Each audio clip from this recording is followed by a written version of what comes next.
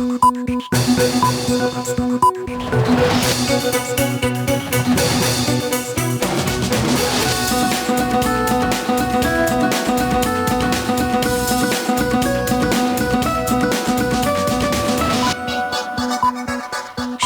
মাছরাঙা সংবাদে, আপনাদের সঙ্গে আছি আমি ফারহানা পারভিন। শুরুতেই ইরান এবং ইসরায়েল সংঘাত প্রসঙ্গ। ইরান এবং ইসরায়েলের মধ্যে যুদ্ধবিরতি শুরু হয়েছে বলে জানিয়েছে দুই দেশের গণমাধ্যম। এর আগে মার্কিন প্রেসিডেন্ট ডোনাল্ড ট্রাম্প জানান, পুরোপুরি এবং সর্বাত্মক যুদ্ধবিরতিতে সম্মত হয়েছে ইসরায়েল এবং ইরান। যদিও ট্রাম্পের যুদ্ধবিরতি ঘোষণার পরও পাল্টাপাল্টি হামলা অব্যাহত রাখে ইসরায়েল এবং ইরান। মধ্যপ্রাচ্যে 12 দিনের সামরিক সংঘাতের পর মার্কিন প্রেসিডেন্ট ডোনাল্ড ট্রাম্প তার সামাজিক যোগাযোগ মাধ্যম ট্রুথ সোশ্যালে ঘোষণা দিয়েছেন, পুরোপুরি ও পূর্ণাঙ্গ যুদ্ধবিরতিতে সম্মত হয়েছে ইরান ও ইসরায়েল। ট্রাম্প বলেন, এ যুদ্ধ বহু বছর ধরে চলতে পারত, কিন্তু আমরা তা থামিয়ে দিয়েছি। আমি উভয় দেশকে অভিনন্দন জানাতে চাই। Congratulate the great American patriots who flew those magnificent machines tonight. ট্রাম্পের যুদ্ধ বন্ধের ঘোষণার পর আনুষ্ঠানিক বক্তব্য দিয়েছে ইরান। দেশটি যুদ্ধবিরতিতে সম্মত হয়েছে। তবে ইরানের পররাষ্ট্রমন্ত্রী আব্বাস আরাকচি সামাজিক যোগাযোগ মাধ্যমে জানিয়েছেন, এখনো কোনো চুক্তি হয়নি। ইসরায়েল যদি অবৈধ আগ্রাসন বন্ধ করে, তাহলে আমরাও হামলা বন্ধ করব। যুদ্ধ বন্ধের বিষয়ে এখনো কোনো আনুষ্ঠানিক প্রতিক্রিয়া জানায়নি ইসরায়েল।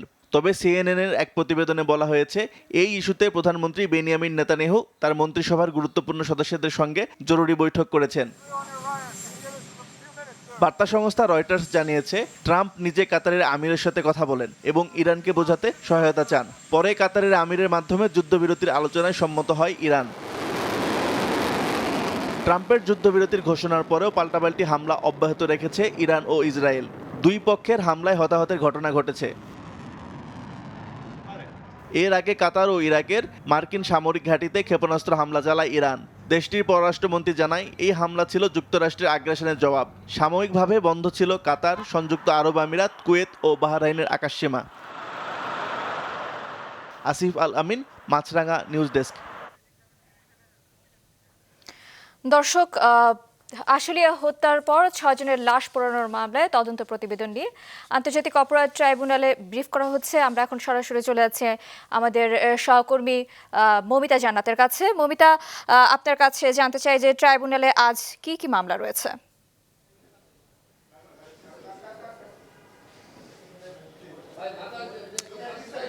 ফারহানা, আপনার নিশ্চয়ই মনে আছে যে গত 5ই আগস্ট অর্থাৎ পতিত যে স্বৈরাচারী সরকার তাদের চূড়ান্ত পতনের যে দিন, সেই দিনই আশুলিয়াতে 6 জন তরুণকে হত্যা করে তাদের লাশ একটি ভ্যানে রেখে আগুন দেওয়ার ঘটনা ঘটেছিল এবং বলা হয়ে থাকে যে একজন যুবক তখনও আসলে জীবিত ছিল, জীবিত অবস্থায় তাকে পুড়িয়ে মারা হয়। এবং এই অমানবিক ঘটনায় পরবর্তীতে আন্তর্জাতিক অপরাধ ট্রাইব্যুনালে 15 জনকে, সেখানকার যে স্থানীয় সংসদ সদস্য সাইফুল ইসলাম সহ 15 জনকে আসামি করে মামলা করা হয় এবং এই মামলার তদন্ত প্রতিবেদন তদন্ত সংস্থা 19 জুন প্রসিকিউশনের কাছে জমা দেয় এবং আমরা জেনেছিলাম যে আজকে আসলে সেটির চূড়ান্ত যে তদন্ত প্রতিবেদন ট্রাইব্যুনালে দাখিল করা হবে, এরকমটাই জানানো হয়েছিল প্রসিকিউশনের পক্ষ থেকে। তবে আজকে যখন শুনানি শুরু হয় তখন প্রসিকিউশনের পক্ষ থেকে আরও সময় প্রার্থনা করা হয় এবং সেই সময় প্রার্থনা করা হলে তখন ট্রাইব্যুনাল আগামী 2 জুলাই এই তদন্ত প্রতিবেদন জমা দেওয়ার জন্য পরবর্তী দিন ধার্য করেছে। এবং আজকে আসলে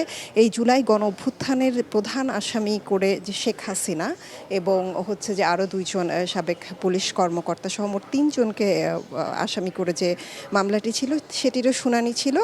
তো সেটির জন্য আসলে পরবর্তী দিন ধার্য করা হয়েছে আগামী 1 জুলাই, সেদিন আসলে প্রতিবেদন দেওয়া হবে। কিছুক্ষণ আগেই আমাদেরকে আসলে শুনানি শেষে প্রসিকিউশনের পক্ষ থেকে আপনি হয়তো দেখছেন যে আপনারা দেখছেন এখানে যে ব্রিফ করা হচ্ছে, সেখানে বলা হয়েছে আসলে যে আজকে কি ধরনের শুনানিতে কি ধরনের কথা বলা হয়েছে। তদন্ত কমিটি যে প্রতিবেদন দিয়েছে প্রসিকিউশনের কাছে, যেখানে বলা হয়েছে তদন্ত কমিশন আসলে সংস্থা আসলে 16 জনের সংশ্লিষ্টতা পেয়েছে। আশুলিয়ায় যে লাশ পোড়ানোর ঘটনা, সেখানে 16 জনের সংশ্লিষ্টতা পেয়েছে, তেমনটাই আমাদেরকে জানিয়েছে প্রসিকিউশন টিমের পক্ষ থেকে। তবে আসলে যেই প্রতিবেদন দাখিল করা হবে 2 তারিখে, তো সেখানে আরও এটার পরিবর্তন, পরিমার্জন এবং আরও তদন্তের আরও গভীর ধাপে গিয়ে নতুন করে যে প্রতিবেদন দাখিল করা হবে সেখানে। মমিতা, অসংখ্য ধন্যবাদ আপনাকে। দর্শক, কথা বলছিলাম সহকর্মী মৌমিতা জান্নাতের সাথে। আশুলিয়ায় হত্যার পর 6 জনের লাশ পোড়ানোর মামলায় তদন্ত প্রতিবেদন নিয়ে আন্তর্জাতিক অপরাধ ট্রাইব্যুনালে ব্রিফ করা হচ্ছে। আমরা এখন সরাসরি চলে যাচ্ছি সেখানে। দুঃখিত দর্শক, 3 দফা দাবি আদায়ে শাহবাগ জাতীয় জাদুঘরের সামনে অবস্থান নিয়েছে চাকরিচ্যুত কারামুক্ত সাবেক বিডিআর কর্মী এবং পরিবারের সদস্যরা। অবস্থান কর্মসূচিতে আন্দোলনকারীরা বলেন, বিডিআর সদস্যদের ন্যায় বিচার, ন্যায়সঙ্গত অধিকার পুনঃপ্রতিষ্ঠা এবং কল্যাণ নিশ্চিত এই 3 দফা দাবি পূরণে আজ দুপুরের মধ্যে সরকারের পক্ষ থেকে কোনো নিশ্চয়তা না এলে প্রধান উপদেষ্টার বাসভবন ঘেরাও করা হবে। এজন্য দুপুর 12টা পর্যন্ত সরকারকে সময় বেঁধে দেওয়া হয়েছে। তারা বলেন, সরকারের ইতিবাচক সাড়া না মিললে 12টা 5 মিনিটে যমুনার উদ্দেশ্যে পদযাত্রা করা হবে। দর্শক, এ নিয়ে বিস্তারিত জানাতে শাহবাগ থেকে সরাসরি যোগ দিচ্ছেন আমাদের সিনিয়র রিপোর্টার মাহমুদুল হাসান।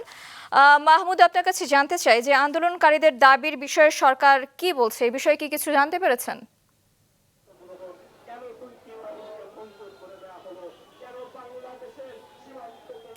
মাহমুদ, আপনি কি শুনতে পাচ্ছেন?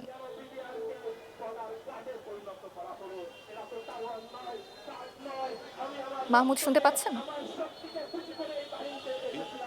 বিভিন্ন মেয়াদে যেসব বিডিআর সদস্যরা সাজা খেটে তারা যখন মুক্তি পেয়ে এই রাজপথে নেমেছেন, তাদের দাবি তারা বাস্তবায়নের জন্য দীর্ঘদিনই তারা আন্দোলন করছেন। কেউ কেউ বলছেন যে আমরা যে এই 15টা বছর অথবা বিভিন্নভাবে সাজা খেটেছি, আসলে এটা ছিল অযৌক্তিক। কারণ এই বিডিআর হত্যাকাণ্ডের যে ঘটনাগুলো ঘটেছিল সেটা কিন্তু আসলে আদতে এই শেখ হাসিনা সরকারের নীল নকশা ছিল। এইখানে তারা বলছেন, এখানে যারা নেতৃত্ব দিচ্ছেন, যারা বক্তব্য দিচ্ছেন, তারাই বলছেন। কিন্তু তারা এই সব ষড়যন্ত্রের ঊর্ধ্বে এখন তারা চাকরি ফেরত চান। সেই সঙ্গে যে তদন্ত কমিশন গঠন হয়েছে, তদন্ত কমিশনের সঠিক তথ্য দিয়ে যেন তাদের কমিশন তদন্তটা করা হয়, সঠিক মানুষ দোষী যারা তাদেরকে যেন চিহ্নিত করে তাদের বিচারের আওতায় আনা হয়, সে কথাই তারা বলছেন এখানে যারা আন্দোলন করছেন। আজকে তারা 12টা বাজার আর একটা আলটিমেটাম দিয়েছিলেন যে 12টার আগে যদি সরকারের পক্ষ থেকে কোনো সিদ্ধান্ত না আসে তারা যমুনার অভিমুখে তারা যাত্রা করবেন। কিন্তু সেটা থেকে তারা এখন একটু স্থিমিত হয়েছেন, কারণ সচিবালয় থেকে তাদেরকে ডাকা হয়েছে এবং এইখান থেকে কয়েকজন সদস্য তারা গেছেন সচিবালয়ে এবং স্বরাষ্ট্র উপদেষ্টার সঙ্গে তারা আলোচনা করবেন। আলোচনায় যদি সুস্পষ্ট কোনো ধারণা পান অথবা সুস্পষ্ট কোনো সিদ্ধান্ত আসে, সেইখান থেকে তারা এই আন্দোলন থেকে তারা বসে যাবেন, নতুবা তারা যমুনা অভিমুখে অথবা বিভিন্ন ধরনের কর্মসূচির কথা তারা বলছেন এবং সেটাই তারা বাস্তবায়ন করবেন। ধন্যবাদ আপনাকে। দর্শক, শাহবাগ থেকে চাকরিচ্যুত বিডিআর সদস্যদের আন্দোলন সম্পর্কে জানাচ্ছিলেন মাহমুদুল হাসান। অনেক দর কষাকষির পর আন্তর্জাতিক মুদ্রা তহবিল IMF এর $470 কোটি ঋণ কর্মসূচির 2 কিস্তি মিলিয়ে $133 কোটি 70 লাখ একসঙ্গে পাচ্ছে বাংলাদেশ সময়ে সোমবার মধ্যরাতে IMF এর নির্বাহী বোর্ড ঋণের 4র্থ এবং 5ম কিস্তি মিলে এই অর্থ অনুমোদন করেছে। চলতি মাসের মধ্যেই বাংলাদেশ 2 কিস্তির টাকা হাতে পাবে। আর্থিক সংকট সামাল দিতে IMF এর সঙ্গে $470 কোটি ঋণ চুক্তি করে বাংলাদেশ। 2024 জুন পর্যন্ত 3টি কিস্তি হাতে পায় বাংলাদেশ। এরপর মুদ্রা বিনিময় হার বাজার ভিত্তিক করা, বিদেশি মুদ্রার নিট সঞ্চিতি বা রিজার্ভের লক্ষ্যমাত্রা পূরণ এবং রাজস্ব আহরণ নিয়ে শর্ত পূরণ না হয় ঋণের 4র্থ কিস্তি আটকে দেয় IMF। পরে IMF এর প্রতিনিধি দলের সঙ্গে বাংলাদেশ ব্যাংক গভর্নরের আলোচনার শেষে এই 2 কিস্তির অনুমোদন পেল বাংলাদেশ। খেলার খবর। বাংলাদেশ অলিম্পিক অ্যাসোসিয়েশনের উদ্যোগে নানা আয়োজনে পালিত হচ্ছে অলিম্পিক ডে। আন্তর্জাতিক অলিম্পিক কমিটির প্রতিষ্ঠা বার্ষিকী উপলক্ষে প্রতি বছরের মতো এবারও পালিত হচ্ছে দিবসটি। সকাল 6:30টায় বাংলাদেশ শিশু একাডেমি থেকে অলিম্পিক ডে র্যালি শুরু হয়ে জাতীয় স্টেডিয়ামে এসে শেষ হয়। রাজধানী ঢাকা সহ বাংলাদেশের 7টি বিভাগীয় শহরেও পালন করা হচ্ছে অলিম্পিক ডে। অলিম্পিক ডের আয়োজন উদ্বোধন করেন সেনাপ্রধান জেনারেল ওয়াকারুজ্জামান।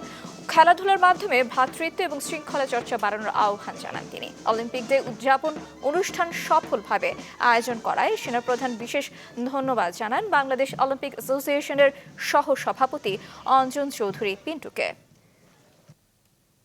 আমাদের উদ্দেশ্য হচ্ছে যে এই ফিজিক্যাল অ্যাক্টিভিটিসগুলো আমরা সারা বাংলাদেশে ছড়িয়ে দিব।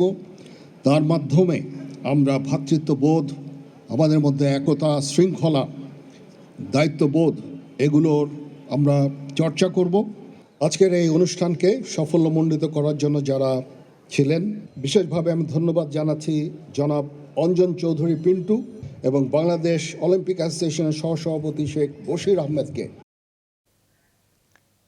এই ছিল এখনকার মতো। আমাদের পরবর্তী সংবাদ দুপুর 2টায় দেখার আমন্ত্রণ রইল।